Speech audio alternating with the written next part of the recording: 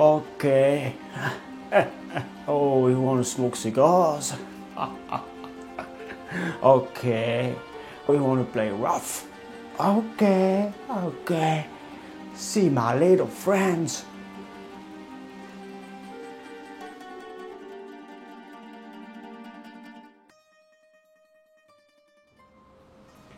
Amis gourmands, amis bons vivants, bienvenue dans un nouvel épisode de Mon thé et les cendres. Aujourd'hui, je vous propose de m'accompagner pour fumer un Horatio Grande Reserva Bullier H52. Donc Horatio est un fabricant de cigares qui est né alors en 2006 ou en 2008, on a les deux versions à Estélie. La marque a été créée par trois personnages que sont Christophe Leroy, Fabien Gilles, qui se sont occupés de la production, et enfin Sylvain Toaldo, qui s'est occupé de la distribution donc à Genève. Le Grand Reserva Bullier H52 a une cape de l'Équateur, sa sous-cape et sa tripe sont du Nicaragua. Donc comme vous pouvez le voir, alors on a une cape Maduro qui est plutôt nervurée. Je dirais que les nervures, il ne faudrait pas qu'elles soient plus grosses. Ceci étant, la cape est quand même très belle, hein. Elle est huileuse, elle est brillante.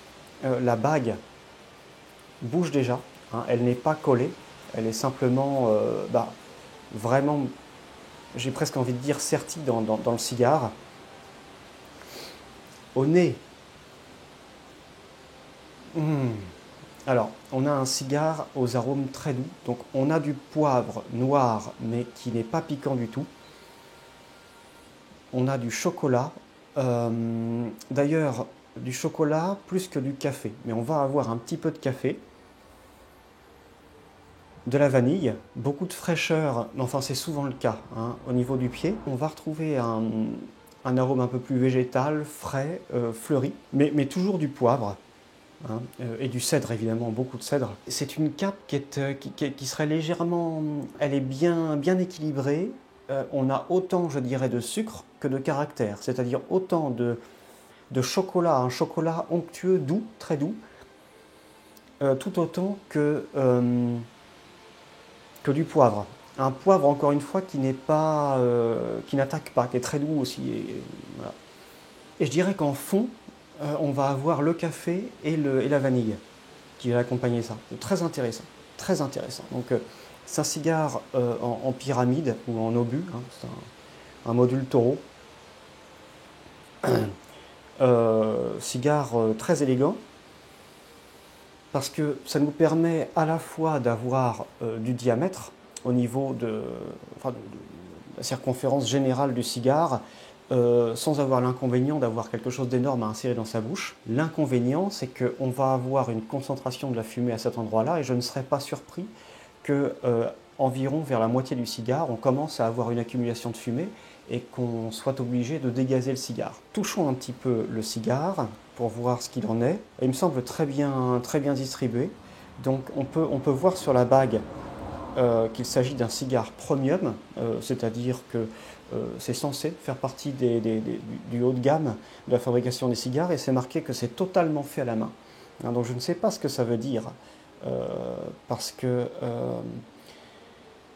le cigare est-il construit totalement à la main? Ça, je veux bien le croire, et c'est pas une chose rare. Est-ce que le procédé de fabrication de ce cigare, de la culture du tabac jusqu'à l'arrivée du cigare dans nos mains, tout est fait à la main? J'en doute un petit peu plus.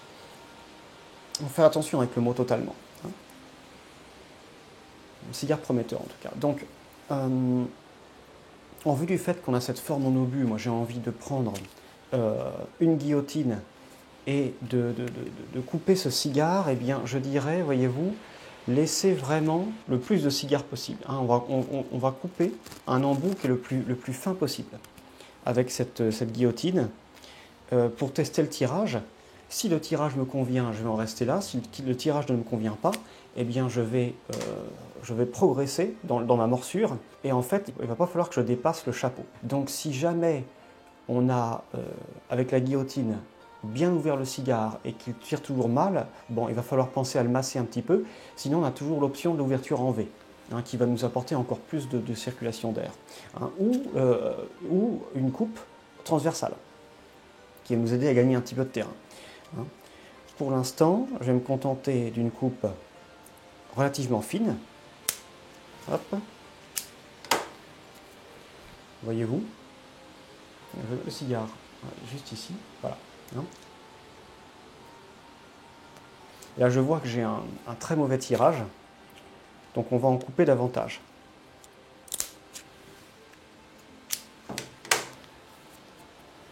Voilà ce que ça donne.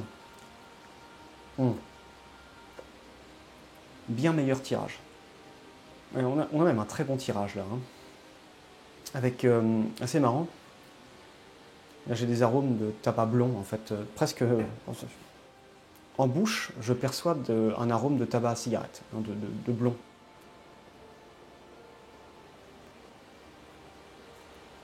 Les grosses allumettes comme ça, il faut bien attendre qu'elles s'allument.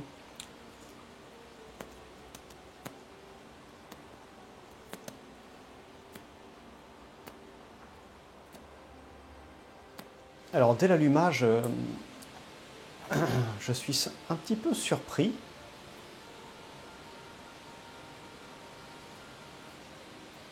D'être en la présence d'un produit qui semble puissant. À la fois puissant en ce qui concerne les arômes, mais également le taux de nicotine. Oh, oui, en effet, dès le début, oui, on a un produit qui semble très roboratif. On n'a pas l'impression de goûter. Alors, je vais le répéter encore une fois, je le dis presque lors de chaque dégustation, il ne faut pas se fier aux premières bouffées. Hein. Vous voyez, il faut attendre que la chaleur se répartisse bien. Je dirais, attendez une bonne minute avant de pouvoir vous faire un avis sur un cigare, mais bon, l'idée c'est que je vous communique mes impressions, et c'est ce que je vais faire.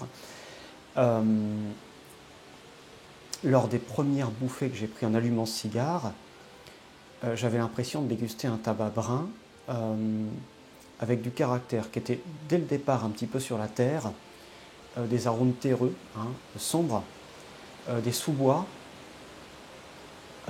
et finalement assez peu de couleurs qu'on va retrouver dans le cigare, c'est-à-dire ces arômes poivrés, vanillés, ce doux mélange qui fait penser aux vacances, au soleil.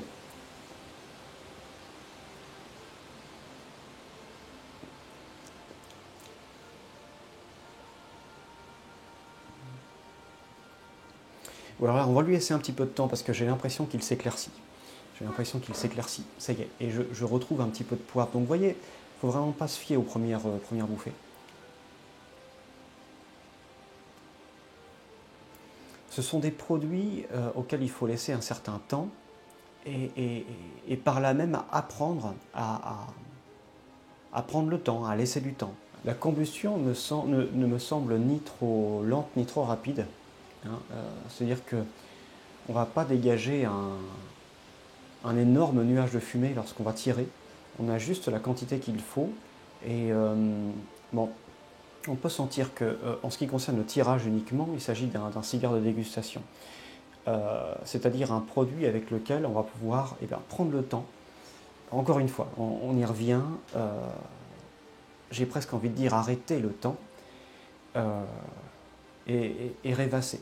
Lorsque je regarde mon pied, je vois du tabac qui semble très tassé. Alors c'est normal hein, pour une forme d'obus. Alors vous pouvez sûrement entendre derrière moi qu'il y a beaucoup de vent. On se trouve dans mon atelier parce que le temps est orageux dehors, donc très changeant et très venteux. Hein, ce qui n'est pas idéal pour la dégustation d'un cigare. C'est très amusant, le début de la dégustation n'a rien à voir avec j'ai envie de dire la pré-dégustation, c'est-à-dire la dégustation olfactive. En d'autres termes, le cigare, lorsqu'on le sent à froid, n'a rien à voir avec son odeur lorsqu'il est allumé.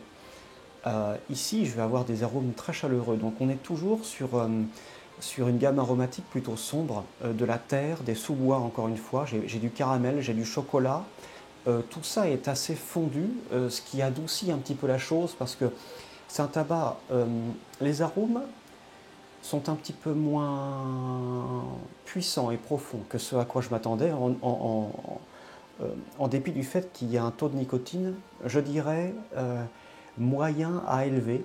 Moi, je le percevrais plutôt comme une présence nicotinée assez moyenne, mais j'imagine qu'une large panoplie de fumeurs vont trouver ça assez fort. Donc un cigare roboratif et aux arômes qui vont accompagner cette roborativité, c'est-à-dire qu'on va avoir des arômes assez chauds, presque hivernaux en fait. Hein. C'est un cigare que je me vois beaucoup mieux, alors on n'en est qu'au début de la dégustation, mais pour l'instant, fumer au bord d'une cheminée qu'assis sur une terrasse au bord d'une piscine ou d'un lac.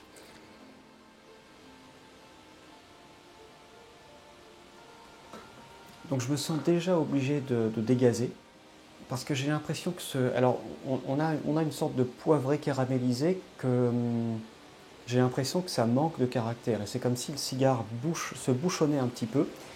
Je pourrais encore un petit peu l'ouvrir, mais je commence à arriver à la fin de mon chapeau. Alors, disons que je suis environ à mi-chemin pour l'instant, mais il y a encore quelques millimètres, et puis je ne peux plus ouvrir davantage mon cigare.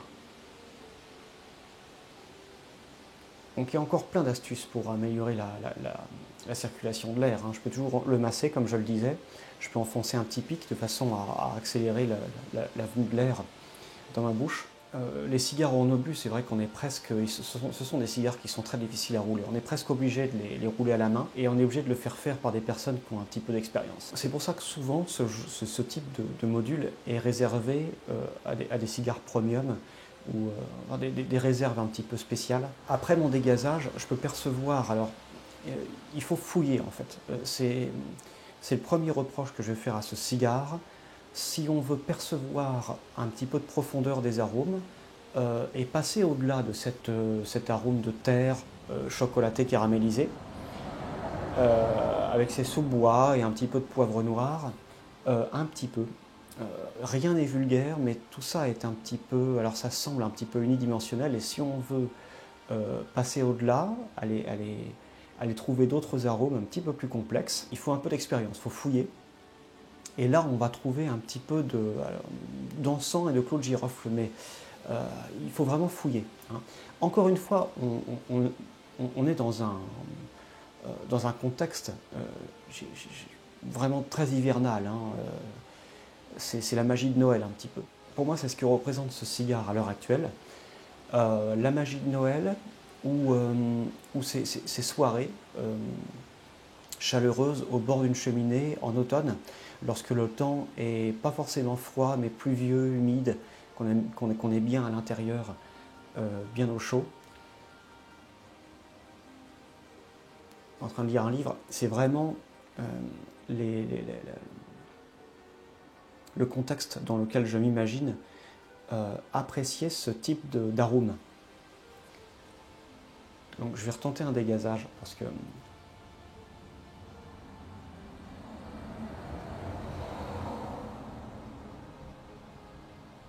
j'ai l'impression d'en avoir besoin pour tirer quelque chose de ce cigare. Et puis, donc je vais retirer quelques bouffées. Et ce que je vais faire, c'est que je vais l'ouvrir de nouveau. Je vais augmenter la taille de mon ouverture. Il pourrait avoir encore un petit peu plus de potentiel. Donc là, je vais faire attention de ne pas en enlever trop. Hein. Très important. C'est l'avantage aussi d'avoir une guillotine ou un emporte-pièce, des outils bien aiguisés, très très bien aiguisés. Pour couper vos cigares. Alors celui-ci est à très bon taux d'humidité, c'est parfait, mais il suffit que vous ayez un cigare un petit peu trop humide ou un petit peu trop sec, et alors là, les outils ne vont pas pardonner le cigare, hein. Ça va risquer d'endommager la cape,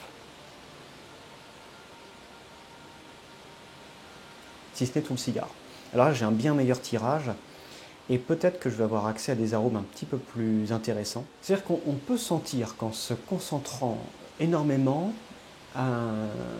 on pourrait percevoir des nuances et les trier un petit peu, mais il faut vraiment être bon. Si vous voulez, il y a une sorte de potentiel caché dans ce cigare. C'est comme si les feuilles étaient capables de quelque chose, parce qu'on a un petit peu de douceur et de finesse, et puis on a ces arômes plus sombres qui semblent cacher quelque chose, mais tout ça se mélange d'une mauvaise façon. En fait, c'est comme si vous mettiez un repas complet dans un mixeur. En fait, c'est pas comme ça qu'on a envie d'expérimenter ce repas. On a envie d'avoir les arômes presque un par un finalement. Et là, je peux sentir l'arôme herbacé que j'avais au tirage à froid, un petit peu de Virginie Blond pour cigarette, finalement qui est très plat, qui est très plat. Alors, je vais essayer de continuer cette dégustation en ne me fiant pas au nom de ce cigare, à grande réserve, mais en essayant d'ignorer en fait, ce titre aguicheur pour avoir une meilleure analyse du cigare, une approche finalement plus neutre. De temps à autre, les arômes vont fluctuer entre ces saveurs de cigare bon marché et les arômes de vieille maison. Pourquoi pas de vieux livres aussi. De temps en temps, on peut percevoir ce genre de gamme aromatique. Et là, j'ai l'impression qu'en entrant dans mon deuxième tiers, c'est ce vers quoi le cigare se dirige. Donc, je vais tenter un troisième dégazage, alors que je ne suis pas encore vraiment entré dans mon deuxième tiers.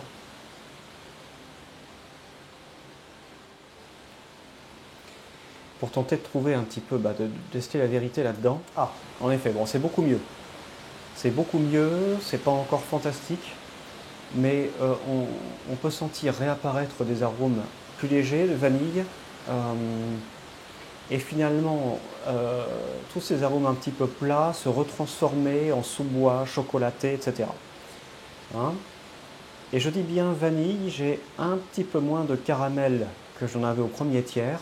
J'ai l'impression d'être en présence d'un cigare qui essaie d'imiter de bons cigares. C'est pas un cigare de dégustation, il n'y a aucun réel intérêt pour l'instant.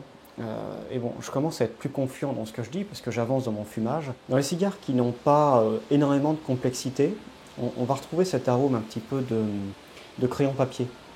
Si vous sentez un crayon papier de très près, vous allez voir de quoi je parle. Vous allez sentir de quoi je parle. Donc j'essaie de faire glisser un petit peu ma bague parce qu'elle me dérange. J'aime bien toucher les feuilles, j'aime bien toucher mon cigare. Vous voyez, avoir quelque chose de plus rustique en main. Déchaîner la bête, voyez-vous.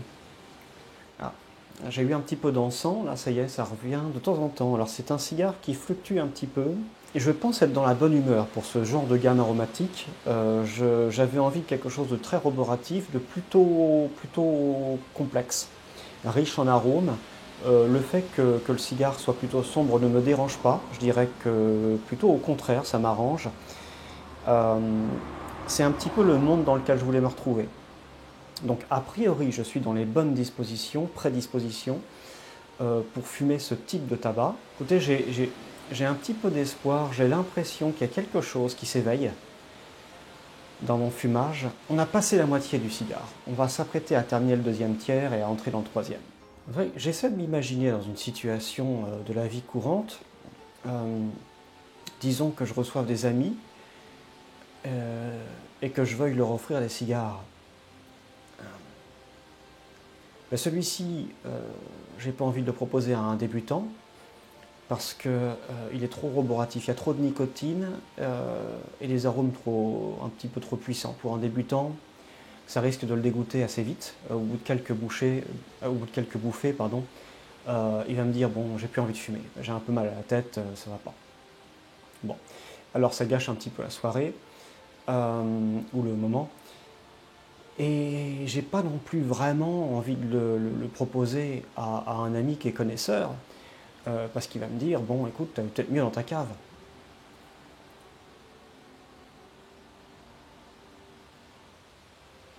Et je le comprends, c'est ce que j'aurais dit aussi à sa place. Donc, oui, un cigare Je ne sais pas vraiment où le situer, où situer sa place dans le marché. C'est particulier. Là, j'entre dans mon troisième tiers. Il ne semble pas se renforcer. Au contraire, il semble légèrement se complexifier. On a un petit peu plus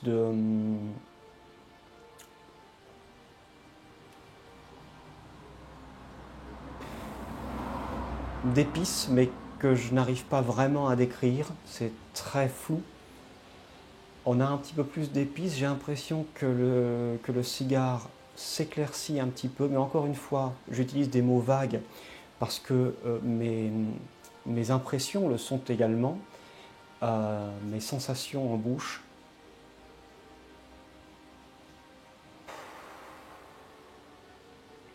Ça reste sombre, mais sans se renforcer, hein. C'est-à-dire que le niveau, la puissance d'arôme et de nicotine que j'avais au début du fumage est resté au même niveau. Disons que vous ayez un produit à déguster plutôt puissant, je pense à un alcool ou à un café peut-être. Alors là, pourquoi pas? Pourquoi pas proposer ce cigare? Parce que si c'est vraiment le café que vous voulez déguster et que le cigare ne fait qu'accompagner le café, hein, souvent c'est plutôt le contraire, alors pourquoi pas? Le cigare ne va pas envahir le café, on va pouvoir percevoir les subtilités du café et peut-être également nous faire ouvrir les yeux un petit peu sur les parties les plus subtiles de cigare, qui ne sont pas si subtiles que ça. Comme je le disais, je pense qu'il faut un certain niveau pour pouvoir percevoir certains arômes. Il faut vraiment piocher, fouiller, creuser. C'est pas vraiment un effort qu'on a envie de faire lorsqu'on est dans un état d'esprit plutôt de détente, de repos. Donc je crois que je vais opérer mon 6e dégazage. Donc, alors, je suis presque surpris de ne voir aucun renforcement lors du 3e tiers, mais aussi un petit peu déçu parce que bon, c'était un petit peu le dernier espoir que je donnais à ce cigare. Parce que généralement, les amateurs de cigares aux arômes plutôt sombres, des cigares qui sont puissants, en ce qui concerne la puissance, la présence nicotinée, sont des personnes qui sont plutôt connaisseurs, hein. Il faut dire ce qui est, les amateurs ont tendance à préférer les arômes plutôt légers et peu roboratifs. Donc cette catégorie de cigares est souvent réservée à des personnes qui sont très connaisseurs et donc évidemment dans ce monde-là, dans cette catégorie de fumeurs, d'amateurs, il y a beaucoup mieux. Donc c'est difficile de placer ce cigare, finalement, de lui trouver une place aujourd'hui. Donc je l'ai trouvé chez un torréfacteur que j'ai découvert il y a peu de temps. Un torréfacteur, qu'est-ce que je raconte? Un buraliste qui m'a dit que c'était un cigare qui avait du succès, ce qui me surprend. Et encore une fois, je dois opérer un dégazage, là je sens un arôme de gaz. Le fumage commence à se transformer en une quête d'espoir à donner à ce cigare. Écoutez mes chers amis, comme vous voyez, on arrive à la fin du fumage, donc je vais continuer à le fumer, mais je n'ai plus aucun espoir de rédemption. Il ne me reste plus qu'à vous remercier, encore une fois, de m'avoir accompagné pour cette tendre dégustation et de vous dire à bientôt pour un nouvel épisode et de nouvelles aventures. N'oubliez pas, Happy Mama, Happy Kassa, Cigare Papa.